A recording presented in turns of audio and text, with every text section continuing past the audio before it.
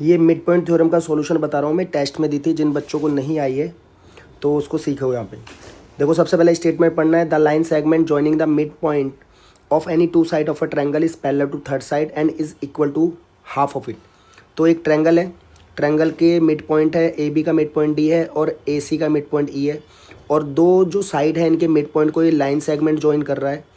तो हमें ये प्रूव ये करना है, ये तो गिवन है, प्रूव ये करना है कि जो लाइन सेगमेंट ज्वाइन कर रहा है वो तीसरी साइड बी सी के पैरेलल होगा और बी सी के हाफ भी होगा। तो सबसे पहले इसमें एक कंस्ट्रक्शन करना पड़ता है, ये टू प्रूव है, कंस्ट्रक्शन कर रहे हैं हम कि सी से एक लाइन ड्रॉ करी एफ तक जो कि बी ए के पैरेलल है, और डी ई को आगे प्रोड्यूस किया जिसने सी एफ को एफ पे मीट किया, डी एफ को आगे डी ई को आगे बढ़ाया तो एफ पे वो मीट करती है सी एफ लाइन से। अब सबसे पहले इसमें करना क्या होता है कि जो ए डी ई ये जो ट्रायंगल है और ये दूसरा ट्रायंगल है सी ई एफ, इन दोनों ट्रायंगल को कॉन्ग्रेंट करना है। तो ये लिख दिया इनके नाम। अब इसमें ए ई जो है इक्वल टू ई सी के है क्योंकि E is the mid point given है।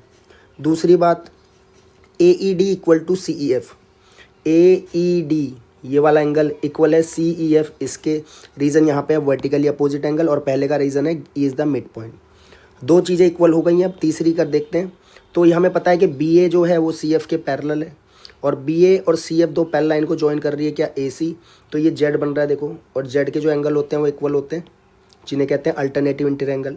तो यही लिखा हुआ है E A D equal to E C F, E A D ये वाला एंगल इक्वल है ई सी एफ के, ठीक है।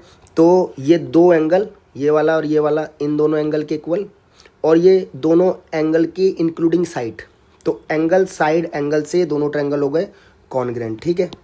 अब इसमें करते कैसे हैं, ये नंबरिंग वाला ध्यान रखेंगे, यहाँ पे जो पहले ट्रायंगल का नाम लिख देंगे और फिर नंबरिंग करेंगे 1 2 3।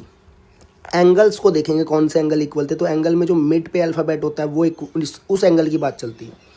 तो मिड पे देखो, यहाँ पे मिड पे जो है, यहाँ ई है, यहाँ ई, तो ई किस प्लेस पे, थर्ड पे, तो यहाँ भी थर्ड प्लेस पे ई। फिर दूसरे एंगल को देखो, यहाँ मिड पे ए अल्फ़ाबेट है, यहाँ सी, मतलब ए एंगल और सी एंगल इक्वल है। तो ए फर्स्ट पे है तो सी भी फर्स्ट पे, और सी हो गया, ई हो गया, क्या बच गया, एफ, सी ई एफ, तो एफ जो बीच का प्लेस है वहाँ पे। तो ये हो गया एंगल साइड एंगल से कॉन्ग्रेंट। और जब दो ट्रायंगल कॉन्ग्रेंट हो जाते हैं तो उनके साइड्स और एंगल्स हम इक्वल कर सकते हैं, corresponding parts of congruent triangle, या उसको लिख सकते हैं सी पी सी टी। तो ए डी जो है वो सी एफ के इक्वल कर दिया हमने, A D equal to C F. कैसे करेंगे, देखो नंबरिंग से ध्यान देखो, ए डी 1 2 पे है, सी एफ 1 2 पे, तो A D equal to C F. लेकिन अब ये लिख दिया सी पी सी टी, लेकिन अब ये भी पता है कि ए डी जो है वो बी डी के भी इक्वल है क्योंकि D is the mid point which is given. तो A D equal to B D, अब इसे इक्वेशन 1 मान लो, इसे इक्वेशन 2 मान लो। जब दो इक्वेशन में एक साइड इक्वल होती है तो अनदर साइड को हम आपस में इक्वल रख लेते हैं। तो अनदर साइड कौन सी है, अनदर साइड है सी एफ और बी डी, तो सी एफ और बी डी इक्वल हो गए। देखो सी एफ और बी डी हो गए इक्वल, और सी एफ जो था वो बी डी बी ए के पैरेलल था कंस्ट्रक्शन से। सी एफ अगर बी ए के पैरेलल है तो सी एफ बी ए का पार्ट जो बी डी है इसके भी पैरेलल होगा, parts of parallel and also parallel. तो सी एफ हमने सी पी सी टी से की हेल्प से बी डी के इक्वल कर लिया, और सी एफ जो है वो बी डी के पैरेलल भी है, इसके कारण B C F D, B C F D ये क्या बन जाएगा, पैरेललोग्राम। तो ये बन गया parallelogram.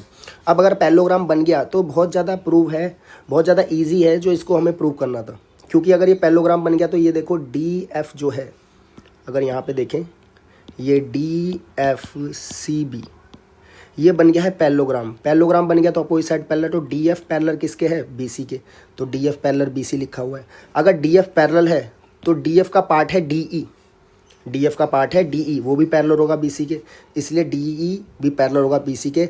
Parts of parallel line also भी पैरेलल, ठीक है। Opposite side of parallelogram are parallel, ये था। और अगर दो पैरेलल साइड इक्वल होती, दो पैरेलल साइड हैं तो उनके पार्ट्स भी पैरेलल होंगे, ये तो पहले वाला पार्ट हो गया प्रूव। अब रहा दूसरा पार्ट, डी ई करना है हमें हाफ ऑफ बी सी के। एक बार इसे बना के, D F parallel B C के है, और यहाँ पे जो बीच में पॉइंट है वो ई है, और ये जो है पूरा हमने पैरेललोग्राम प्रूव कर दिया है। E is the mid point prove कर दिया है। कैसे प्रूव कर दिया है, क्योंकि डी एफ जो है डी ई एफ और डी ई इक्वल कर दिए थे जब दोनों ट्रायंगल को कॉन्ग्रेंट किया, तो ई है मिड पॉइंट। तो मैं लिख सकता हूँ कि डी एफ जो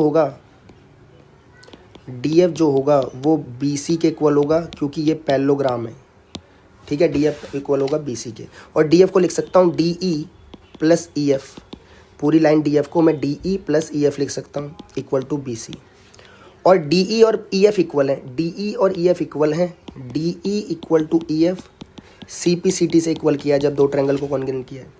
तो जहाँ पे ई एफ है उसकी जगह मैं डी ई लिख सकता हूँ। तो देखो इसी को मैं D E plus E F की प्लेस पे भी डी ई लिख सकता हूँ, D E equal to B C.